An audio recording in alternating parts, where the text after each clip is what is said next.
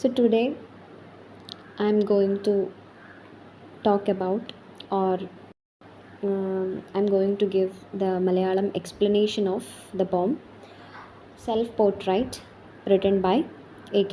Rajan. So the poem is very simple, a short poem, but the poem gives the idea of identity crisis and the struggle to understand ourselves, so etc. So the poem Self Portrait by A.K. Ramanujan expresses the poet's feeling of identity confusion and the struggle to understand himself. So നമുക്ക് ഓരോ lines ആയിട്ട് പറഞ്ഞു പോവാം. So I resemble everyone but myself and sometimes see in shop windows, despite the well-known laws of optics, the portrait of a stranger, date unknown, often signed in a corner by my father. So ഓരോ lines ആയിട്ട് നമുക്ക് Malayalam meaning check ചെയ്യാം. So I resemble every one. So the poet says that he says that he has some similarities. So that means when he compared with others, so he has some similarities with others. Okay, അതായത് അയാളിൽ തന്നെ ഒരുപാട് similarities മറ്റുള്ളവരുമായിട്ട് compare ചെയ്യുമ്പോൾ അവർക്കും അയാൾക്കും ആയിട്ട് ഒരുപാട് സിമിലാരിറ്റീസ് ഉള്ളതുപോലെ സ്പീക്കറിന് ഫീൽ ചെയ്യാണ്.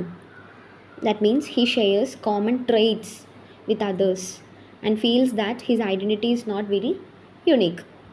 ഓക്കെ, അതായത് കോമൺ ട്രെയ്റ്റ്സ് മറ്റുള്ളവരുമായിട്ട് ഫീൽ ചെയ്യാണ് ആൻഡ് ഐഡൻറ്റിറ്റി അത്ര യുണീക്ക് അല്ല എന്ന് തോന്നുന്നു. But my self, so and sometimes see. So but my self എന്ന് പറയുന്നുണ്ട്. That means he does not resemble himself. He resemble others, every one, but does not resemble himself. അതായത് he has a confusion about his own identity and he does not fully understand who he really is. അതായത് തൻ്റെ തന്നെ സത്ത് താൻ പ്രതിഫലിപ്പിക്കുന്നില്ല, reflect ചെയ്യുന്നില്ല തന്നിൽ എന്നാണ് പറയുന്നത്. So and sometimes see in shop windows. So while walking through സ്ട്രീറ്റ്സിലൂടെയൊക്കെ പോകുന്ന സമയത്ത് he sees his reflections on shop വിൻഡോസിലൊക്കെ ഇയാളുടെ റിഫ്ലക്ഷൻസ് കാണുന്നുണ്ട്. And that he feels like ഈ റിഫ്ലക്ഷൻസ് ഒന്നും അയാളുടെ ഓൺ അപ്പിയറൻസ് അല്ലെങ്കിൽ ഐഡൻറ്റിറ്റി അല്ല ഷോ ചെയ്യുന്നത്. Okay, these reflections make him think about his own appearance and identity. അതായത് ഇത് കാണുന്ന സമയത്താണ് അയാൾക്ക് തൻ്റെ തന്നെ അപ്പിയറൻസ് ആൻഡ് ഐഡൻറ്റിറ്റിയെ പറ്റി തോന്നുന്നത്. Despite the well known laws of optics.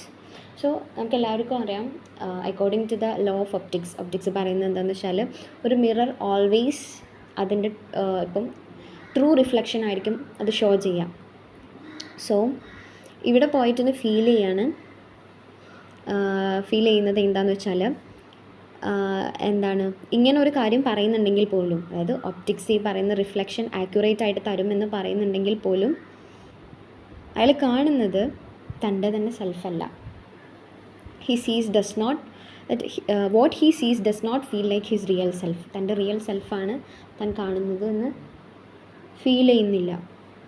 The portrait of a stranger. So instead of recognising himself, he feels that reflection looks like a stranger. ഒരു സ്ട്രേഞ്ചറുടെ റിഫ്ലക്ഷൻ പോലെയാണ് അയാൾക്ക് ഫീൽ ചെയ്യുന്നത്.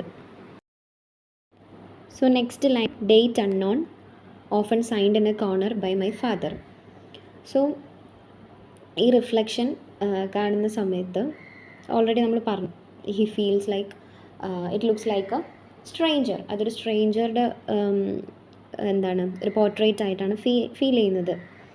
സോ ഇതെന്ന് പറഞ്ഞു കഴിഞ്ഞാൽ കാണിക്കുന്നത് a disconnection from his own identity. അയാൾക്ക് തന്നെ അയാളുടെ ഐഡൻറ്റിറ്റിയിൽ നിന്നൊരു ഡിസ്കണക്ഷൻ ഫീൽ ചെയ്യാണ്.